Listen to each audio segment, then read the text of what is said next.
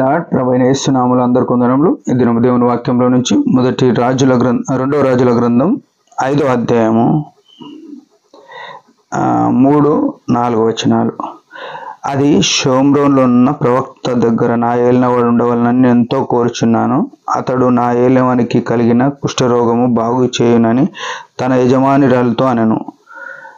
నయమాను రాజునొద్దకు పోయి ఇశ్రాయేలు దేశపు చిన్నది చెప్పిన మాటను అతనికి తెలియజేయగా.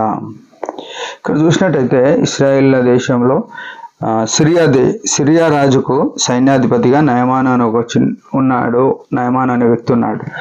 ఇతడు మంచి పరాక్రమశాలి అని రాయబడ్డది బైబిల్లో. గనుడై ఉన్నాడు, రాజుకు ఇష్టంగా ఉన్నాడు, సైన్యాధిపతి.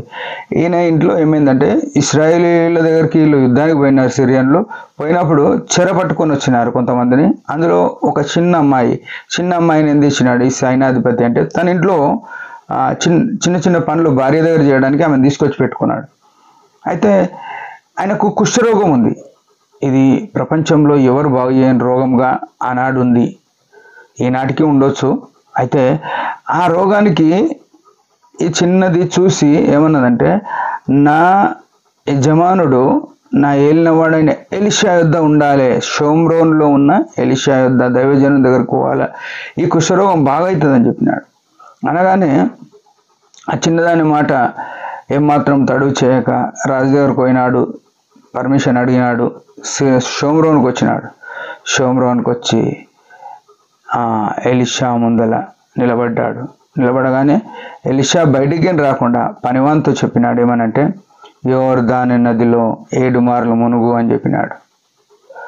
7 మార్లు మునుగగానే ఆయన కోపం తెచ్చుకున్నాడు. అయ్యో, నేను ఇంత సైన్యాధిపతిని, కనీసం నన్ను వచ్చి చూడలేదు, నాతో మాట్లాడలేదు, ఖాళీ పనిని పంపించిట్టే చెప్తున్నాడు ఏంది, మా దేశంలో నదులు లేవా అనుకొని కోపంతో వెళ్ళిపోతున్నాడు. అయితే అలా పనుల దాంట్లో కూడా మంచి సలహా ఇచ్చినాడు. అయ్యో, ఈయన ఇంత పెద్ద ఏదన్నా నీకు పని చేయమంటే, ఏదైనా పూజ చేయమంటే, ఏదన్నా యాగం చేయమంటే చేస్తుడిగా ఖాళీ స్నానం చేయమంటున్నాడు, దానికి తప్పేముంది అని చెప్పగానే ఆ మాటగా అంగీకరించి వెళ్ళిపోయి ఆ యోర్దాన్లో స్నానం చేసి శుద్ధుడైనాడు. ఇక్కడ గమనించవలసిన విషయం ఏంటంటే, మనం నేర్చుకోవాల్సిన విషయం, ఈ వృత్తాంతం అందరికీ తెలుసు. ఈ సిరియా దేశపు సైన్యాధిపతి యొక్క మనసు మనకుందా, ఇది గుర్తుపెట్టుకోవాలి. మనకున్న హోదాను బట్టి ఆయన సైన్యాధిపతి, అది గుర్తుపెట్టుకోవాలి. అంటే ఇండైరెక్ట్గా దేశానికి సైన్యాధిపతి అంటే సెంట్రల్ హోమ్ మినిస్టర్ స్థాయి. ఆ ఇంట్లో పనిపిల్ల చెప్పే మాట వినడము ఆయన మంచి మనసు. దేవుడు అందుకు ఆయనను స్వస్థపరిచినాడు. ఆయనను స్వస్థపరచడానికి గల మంచి కారణాలు. ఆ చిన్న పాప దేవుని గురించి చెప్పగానే ఆయన విధేయత చూపించినాడు.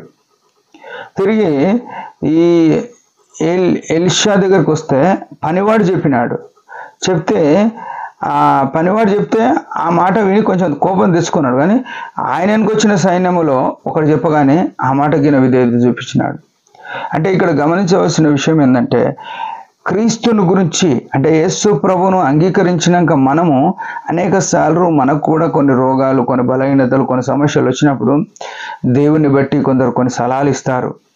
దేవుని బట్టి కొన్ని సలహాలు, సూచనలు చేసినప్పుడు మనం అవి తొందరగా చేయాలి. మనం ఏం చేస్తామంటే, నాకు తెలియదా, నాకు వాక్యం తెలియదా, నాకు పరిచర్య తెలియదా, నా అనుభవం ముందు నువ్వెంత అని అనుకుంటే మనము విరవేగి నష్టపోతున్నాం.